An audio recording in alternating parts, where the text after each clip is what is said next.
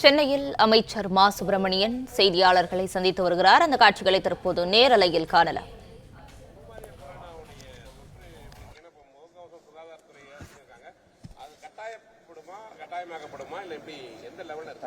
அதாவது 2019 இறுதியில இந்த கொரோனாவின் தாக்கம் என்பது கண்டறியப்பட்டு உலகம் முழுவதும் பெரிய அளவிலான அச்சுறுத்தலை ஏற்படுத்தியது. இந்த கொரோனா என்கின்ற அந்த வைரஸ் தொடங்கி அது உருமாற்றம் பெற்று பல்வேறு வகைகளிலான பெயர்களோடு வலம் வர தொடங்கியது. Corona, alpha, beta, delta, delta plus, gamma, kappa, omicron இப்படி பல்வேறு வகைகளிலான பெயர்களோடு அது வலம் வந்து கொண்டிருந்தது. இப்பொழுது அந்த கொரோனா பாதிப்பு என்பது 2023 மே திங்கள் 5ஆம் தேதி வரை அதிகாரப்பூர்வமாக WHO ஒரு நெருக்கடி நிலையை அறிவித்து அதுவரை நடைமுறையில் இருந்தது.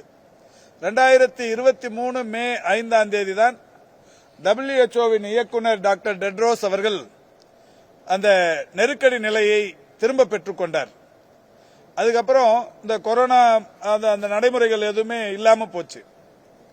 ஆனாலும் இந்த கொரோனா என்பது இப்ப இந்த உருமாற்றம் பெற்று வருகிற அந்த எந்த விதமான வைரஸா இருந்தாலும் அது பெரிய அளவிலான பாதிப்பை ஏற்படுத்துவதில்லை.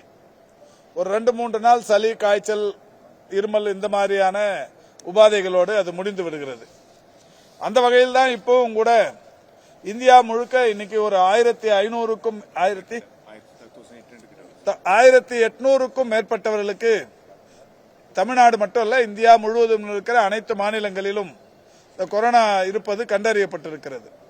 தினந்தோறும் இப்ப எல்லாரையும் டெஸ்ட் எடுத்தா நிச்சயம் எல்லாருக்கும் கூட அதுல நிறைய எண்ணிக்கையில் இருப்பதற்கு வாய்ப்பு இருக்கிறது. நம்ம அரசாங்கத்தின் சார்பில், பொது சுகாதாரத்துறையின் சார்பில் இந்த பாதிப்புகள் வர தொடங்கிய உடனே மாண்புமிகு முதல்வர் அவர்களுடைய வழிகாட்டுதலை பெற்று பூனேவில் இருக்கிற இந்த வைரஸ் பற்றிய அந்த நேஷனல் இன்ஸ்டிடியூட் ஆஃப் வைராலஜி என்கின்ற அமைப்பு பூனேல இருக்கு. அதுக்கு ஒரு 19 மாதிரி அனுப்பணும். 19 மாதிரிகளுக்கான இது ரிசல்ட்டும் அனுப்பியிருக்காங்க. இவை எல்லாமே ஒரு வீரியம் இல்லாத ஒரு ஒமிக்ரான் வகையிலான ஒரு கொரோனா. இதனால யாரும் பெரிய அளவில் பதற்றப்பட வேண்டியதே இல்லை. ஆனாலும் நேற்றைக்கு ஒன்றிய அரசாங்கத்தின் சார்பில் ஒன்றிய மக்கள் நல்வாழ்வுத்துறையின் செயலாளர் எல்லா மாநிலங்களுக்கும் ஒரு சர்க்குலர் அனுப்புறாங்க. இந்த சர்க்குலர் ஜெனரலா அனுப்புற ஒண்ணுதான். அதுல என்ன சொல்லிருக்காங்கன்னா, அடிக்கடி கைகளை கழுவுதல், தும்மும் போதும் இருமும் போதும் முகத்தை மூடிக்கொண்டு கைகளை மறைத்துக் கொண்டு இருமுதல், இல்லைன்னா எச்சில் துகள்கள் இது மற்றவங்க மேல பட்டுச்சுன்னா பரவுங்கிறதால கைகளை மூடிக்கொண்டு பண்றது, கைகளை கழுவுவது, இந்த மாதிரியான வழக்கமான நடைமுறைகளை கடைபிடிக்க வேண்டும்.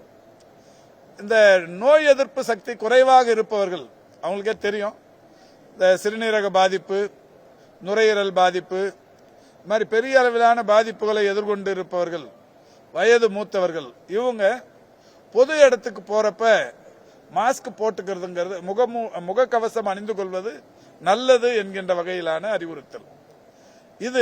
இதுக்காக சொன்னதில்லை, ஏற்கனவேவும் கூட இருக்கு. இப்ப இதை நாம இந்த கொரோனாவுக்கு அப்புறமா 2019 இறுதிக்கு அப்புறமா அடிக்கடி கை கழுவுக்கிறது, இந்த கண்ட இடத்துல எச்சில் துப்பாம இருக்கிறது, இருமும் போதும் தும்மும் போதும் தடுத்து தும்புறது, கொஞ்சம் சமூக இடைவெளியை கடைபிடிப்பது, இது எப்பவுமே இருக்கிற ஒண்ணு. இந்த கொரோனால இருந்து இப்ப நடைமுறையில் இருக்கிற ஒன்று தான். பொது இடங்கள்ல நோய் எதிர்ப்பு சக்தி குறைவாக இருக்கிற, இணை நோய் அதிகமாக இருக்கிற கோமார்பிடிட்டிஸ், அவங்க முகக்கவசம் அணிந்து செல்வது நல்லது என்று சொல்லப்பட்டிருக்கிறது.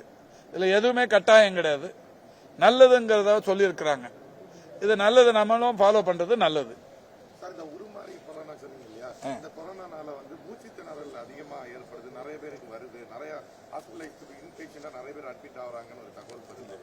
அதான் தகவலை திட்டமிட்டு யார் வேணாலும் பரப்பிடலாங்க. பதட்டத்தை ஏற்படுத்துறது, இது மாதிரியான சந்தர்ப்பங்கள்ல வரும்போது கேட்டு தெரிஞ்சு அந்த உண்மையான செய்திகளை வெளியிடுவது மட்டும்தான் நல்லது. இந்த மாதிரியான நேரங்களில் பதட்டத்தை ஏற்படுத்தாமையும் ஒரு தவறான இந்த இதை வந்து ஸ்ப்ரெட் பண்ணி விட்டோம்னா அது சமூகத்துக்கு நாம இழைக்கிற கேடாயிடும். அது மாதிரி எதுவும் இல்லை. இப்ப தமிழ்நாட்டை பொறுத்த வரைக்கும் நம்ம கையில் இருக்கிற மருத்துவ கட்டமைப்பு, படுக்கைகள் கட்டமைப்பா இருந்தாலும் சரி, ஆக்சிஜன் கட்டமைப்பா இருந்தாலும் சரி, ரொம்ப சிறப்பாகவே தேவையான அளவுக்கு இருக்கு. எல்லா மருத்துவமனைகள்லயும் தனி வார்டுகள், பிரத்யேகமான வார்டுகள் எல்லா மருத்துவக் கல்லூரி மருத்துவமனைகள்லயும், டிஸ்ட்ரிக்ட் ஹெட் குவார்டர்ஸ்லயும், தாலுக் ஹெட் குவார்டர்ஸ்லயும் எல்லா இடத்துலயும் இருக்கு. அதனால பதட்டப்பட வேண்டியதே இல்லை. இது வந்து வழக்கமா நடக்கிற ஒண்ணு. இப்போ இதுக்கு முன்னாடி இப்போ அதிகம் 1800 பேருக்கு வந்திருக்குன்னு சொல்றாங்க இந்தியா முழுக்க. இது உலகம் முழுக்கமே இருக்கு. யாரும் எங்கேயும் எந்த விதிமுறைகளையும் பெருசா எடுத்துட்டு போறதில்லை. இது மாதிரி இது வந்துட்டா மூச்சு திணறல் அதிகமாயிரும், அவங்க பெட்டு கிடைக்காம அங்க அவஸ்தப்படுறாங்க. இந்த மாதிரியான வதந்திகளை யாரும் தயவு செஞ்சு, வதந்தி தான் பெரிய நோய். அந்த வதந்திகளை கிளப்பாம இருக்கிறது ரொம்ப நல்லது.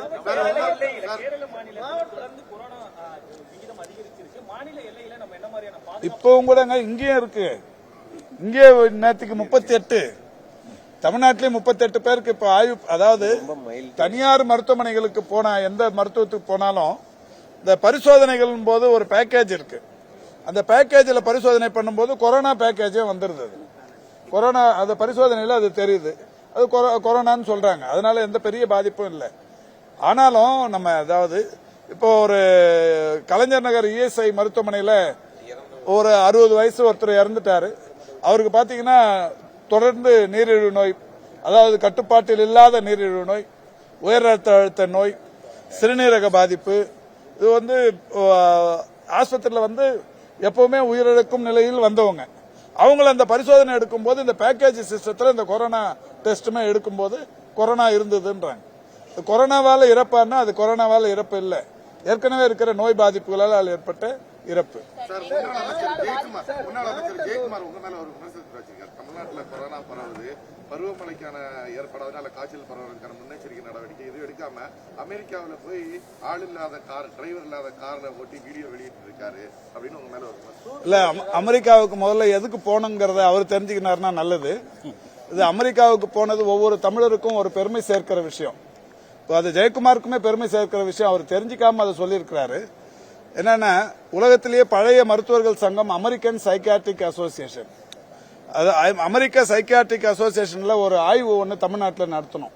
என்ன ஆய்வுன்னா, ராஜீவ்காந்தி அரசு கல்லூரி மருத்துவமனை, சவீதா மருத்துவக் கல்லூரி மருத்துவமனை, நம்ம கீழ்ப்பாக்கம் மனநல மருத்துவமனை, இது மாதிரி ஒரு 3-4 மருத்துவமனைகள் ஒரு தினந்தோறும் நடப்பது, உடற்பயிற்சி எடுப்பது, நடப்பது, ஓடுவது, இந்த மாதிரியான விஷயங்கள் மேற்கொண்டதற்கு பிறகு மன வலிமைக்கும் உடல் வலிமைக்கு இந்த உடற்பயிற்சி எந்த வகையில உறுதுணையா இருக்கு அப்படிங்கிற ஒரு பரிசோதனைகள்.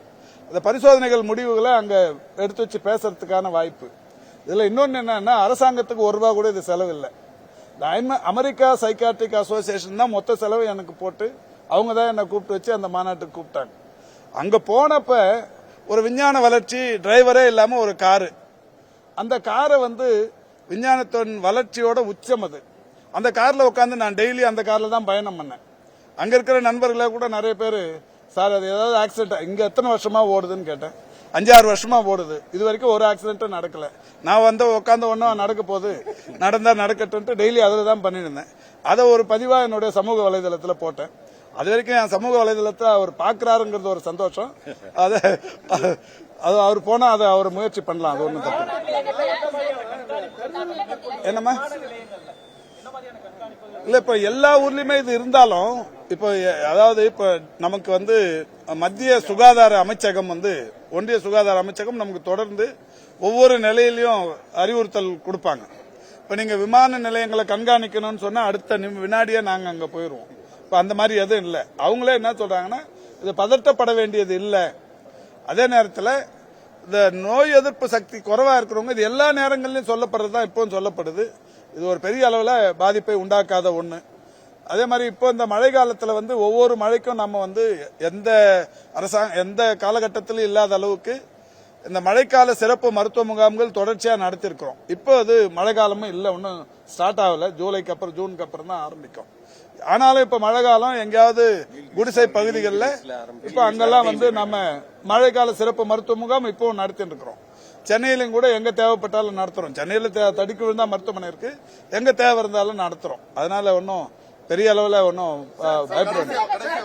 தமிழகத்தில் டெங்கு காய்ச்சலால் பாதிக்கப்பட்டவர்களின் எண்ணிக்கை என்ன மாதிரி முன்னெச்சரிக்கை நடவடிக்கை எடுக்கப்பட்டு வரும்? ஏன்னா திருவாரூர்ல கூட டெங்கு காய்ச்சலால் பாதிக்கப்பட்டிருக்காங்க. இப்ப டெங்கு நான் ஏற்கனவே நிறைய தடவை அதை சொல்லியிருக்கிறேங்க.